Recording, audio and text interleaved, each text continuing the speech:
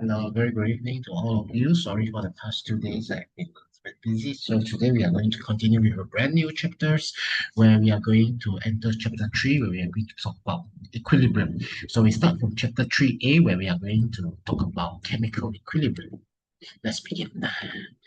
Okay, so previously we have already mentioned that chemical reactions can happen in two ways. So in the previous chapter 2, we have talked about how one-way reactions can occur where you can only form from reactant to become product, for example, combustion reactions. So usually combustions, for examples, involve multiple steps and therefore cannot be reversibles. However, there is another reactions, which is what we so-call as a two-way reaction, hence we so-call as a reversible reactions. So a reversible reaction is made of either reactants formed to become product or product forms to become reactant. So from the reactants to become product, so we call this reaction as a forward reactions. And conversely, from the product back to the reactants, it is so-called as a backward reactions. Okay. Now, since forward and backward reactions in a reversible reactions only take one single steps, which is either from reactant to become product or product to become reactant. So whenever later we express the rate equations, because there's only one steps, so that steps is going to be a rate determining steps. So later we are going to see how a chemical equilibrium constant is established from there. Okay, so how do we say that a reaction has achieved equilibrium? A reaction has to say that achieve what we so-called as a dynamic equilibrium when the rate of the forward reactions is equal to the rate of the backward reaction while the reaction is still ongoing at the rate however concentration of all the reactants and products remain almost constant. Okay, so that is how we are going to define dynamic equilibrium. I repeat, so dynamic equilibrium is when the reaction is ongoing, where concentration of the reactant and product remain constant at the rate of forward reactions is equal to the rate of backward reaction. So that is how we are going to define dynamic equilibrium.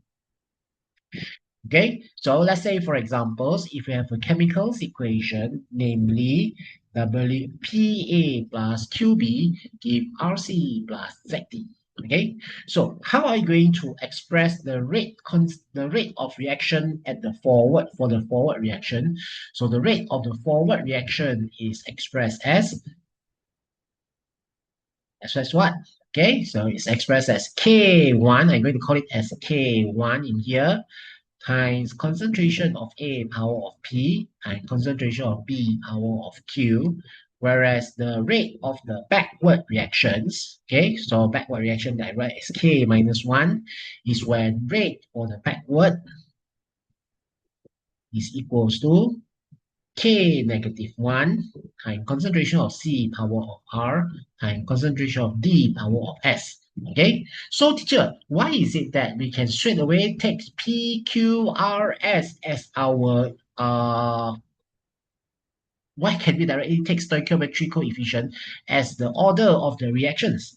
Now, as I highlighted just now, since a reversible reaction only takes one step, and that one step is the rate determining step, therefore, this stoichiometric coefficient will automatically become the order for that particular reactant and products here.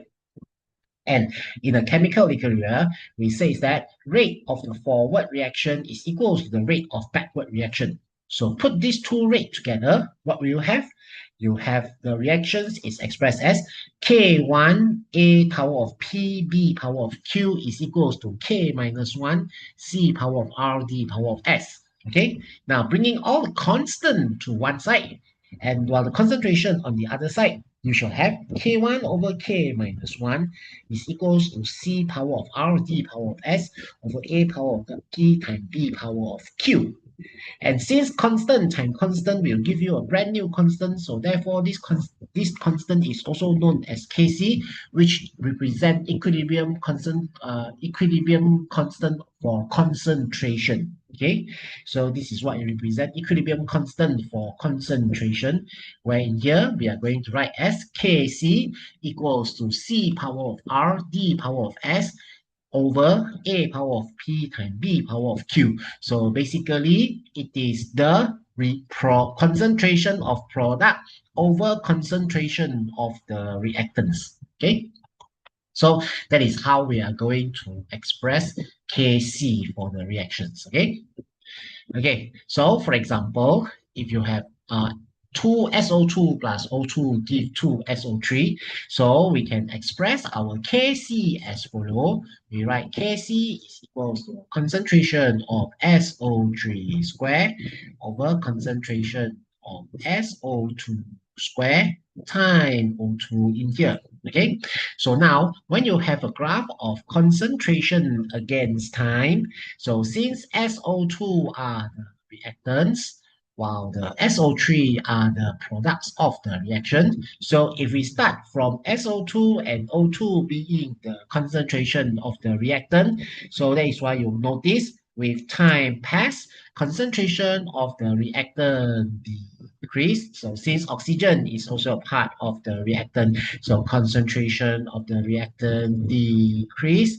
While on the other hand, we have product concentration of the product in here, which is the SO3 increase with time until concentration of the reactant and product has remained constant, okay, at the rate of forward is equals to the backward reaction. So let's presume that concentrations are constant for the following: SO2 0.344, O2 0.172, SO3 0.56. So if you want to calculate Kc here, so your Kc will be equals to 0.056 square over concentration of the 0.344 square times 0.172. Okay, so for that, you'll get your Kc towards the reactions in here.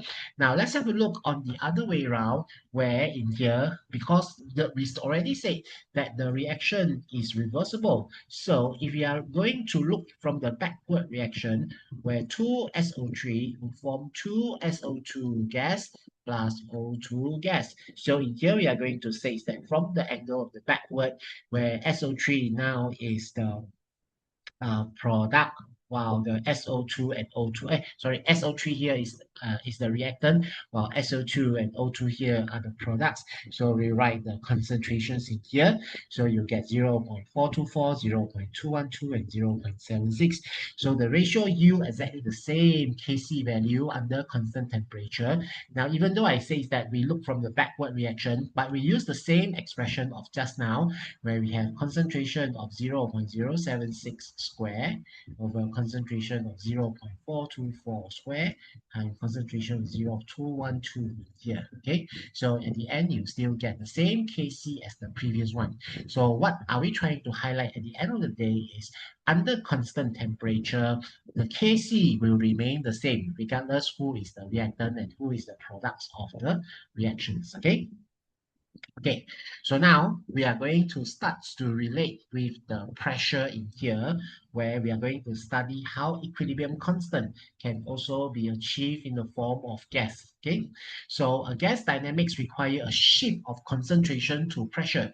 And how do we relate concentration of the gas to the pressure? So it all starts with the ideal gas equations, where we have PV equals to nRT. So rearrange the equation, you shall have P equals to N over V RT. And in here, the concentration or the molarity in here is equals to N over V. So this will give you P times concentration of M RT in here. Okay. Okay, so this P is partial pressure for each individual gas here, right? Okay, so what happened is, if let's say we have PA plus QB give RC plus SD gas, all of them are gas, there is another way to express equilibrium constant. We call it as an equilibrium constant of partial pressure, namely Kp. Okay, Kp. So If we were to express that, technically it is still the same with the Kc, but Kc is expressed in the form of concentration, while Kp is expressed in the form of pressure. So we shall have partial pressure of C power of R times partial pressure of D power of S over partial pressure of A power of P times partial pressure of B power of Q in here.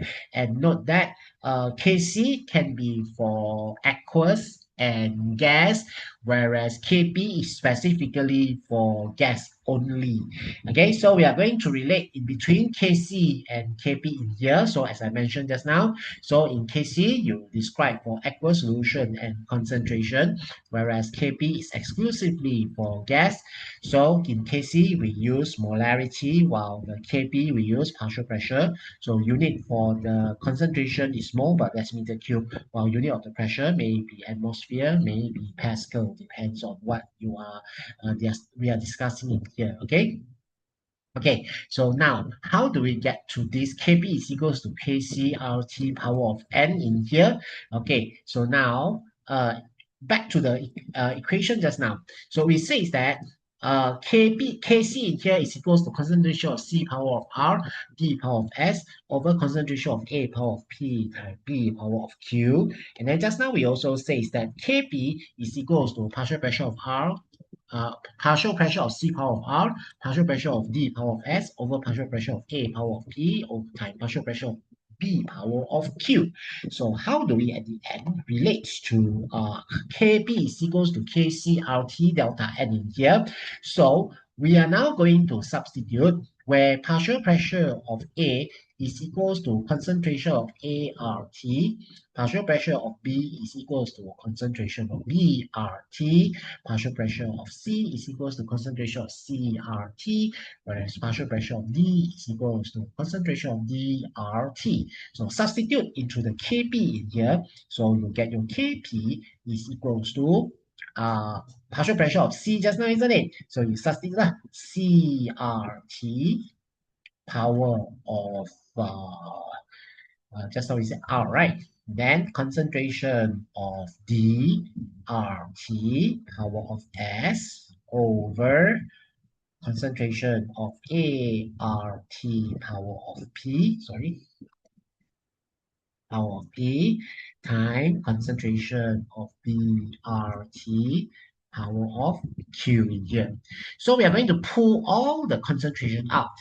So which is equivalent to concentration of C power of R times D power of S over concentration of A power of P times concentration of B power of Q.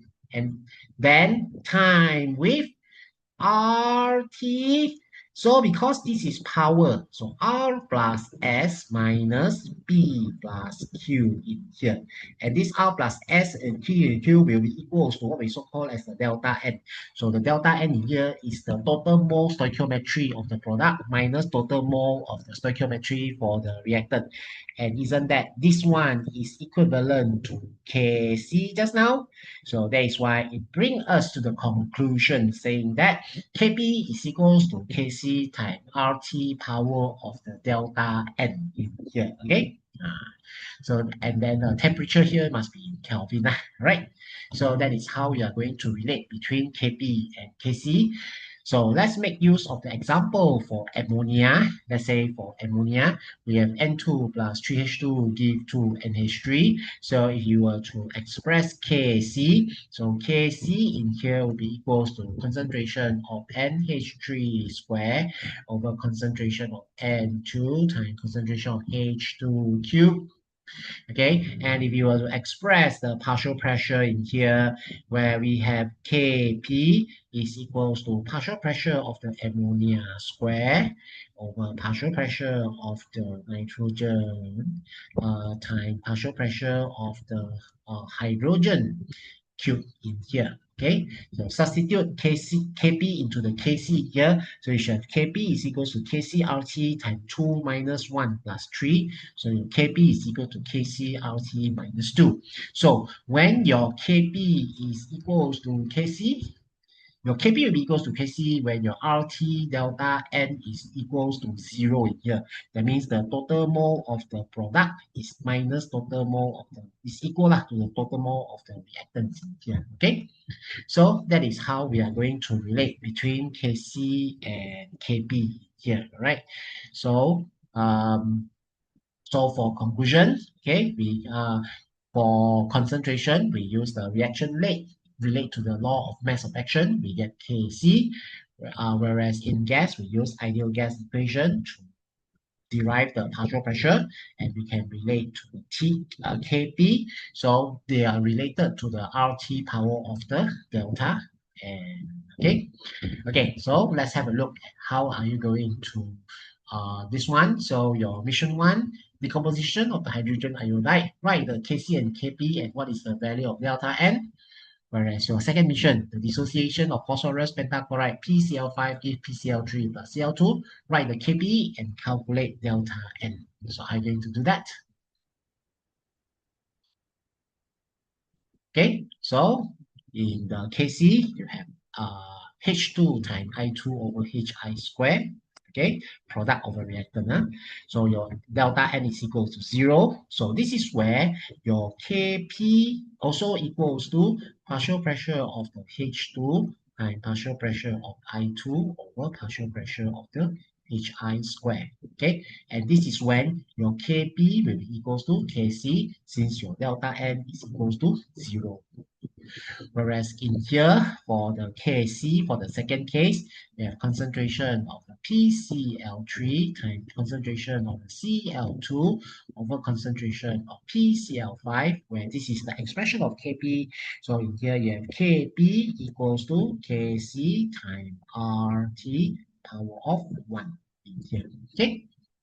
Right, so with that, that is all for the first video. So I'm going to make a second video soon. So see you all later. Thank you very much.